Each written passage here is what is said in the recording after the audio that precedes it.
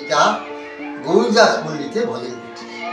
এই কুঠিরে প্রভু যখন নদিয়া অদ্বৈত থেকে এখানে আসেন। হ্যালো ফ্রেন্ডস, আমি Srija and welcome to my channel. আশা করছি সবাই খুব ভালো আছো।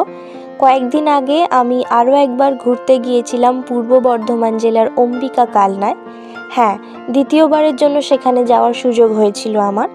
তবে গতবার যখন গিয়েছিলাম তখন কালনার বিখ্যাত রাজবাড়িটা সময়ের কারণে খুব একটা ভালো করে ঘুরে দেখানোর সুযোগ পাইনি, তাই এবারে চেষ্টা করেছি যতটা সম্ভব রাজবাড়িটা ঘুরে দেখানোর। এবারে অবশ্য আরও একটা নতুন জায়গায় গিয়েছিলাম ওখানকারই, সেটা তোমাদের একটু বাদেই আমি দেখাচ্ছি। এছাড়াও ওখানকার অন্যান্য যে ভিজিটিং স্পটগুলো রয়েছে সেগুলোও আমি ফটোর মাধ্যমে তোমাদের একটা একটা করে দেখিয়ে দিচ্ছি। তাতে যারা হয়তো আমার আগের ভিডিওটা দেখোনি, এটাই ফার্স্ট টাইম দেখছো, তারাও একবার জায়গাগুলো দেখে নিতে পারবে। আর হ্যাঁ, হাওড়া দিয়ে আসতে গেলে কাটোয়া লোকালে করে আসাটা সবথেকে বেশি সুবিধাজনক হবে। এখানে এসে এবার টোটো বুক করেও নিতে পারো বা আলাদা আলাদা করে টোটো করেও যেতে পারো।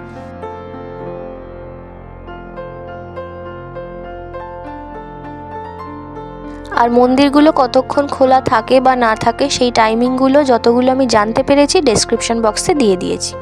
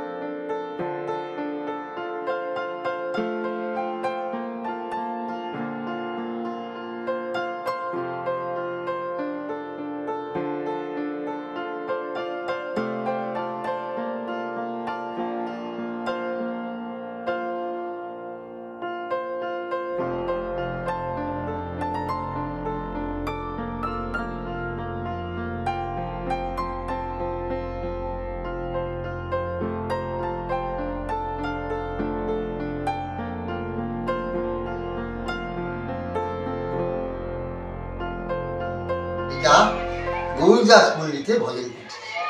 এই কুঠিরে প্রভু যখন নদিয়া অদ্বৈত থেকে এখানে আসেন, এই গৌরদাস পণ্ডিতের কাছে এসে এইখানে উনি বসেন, এই তেঁতুল গাছ তলায় বিশ্রাম করেন, এই সিংহাসন বসে চরণের ছাপ রেখে যায়।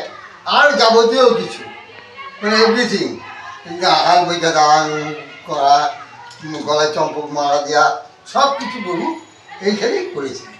এই সেই জায়গায় এটা তো গুজরাট মন্দিরের ভিটে।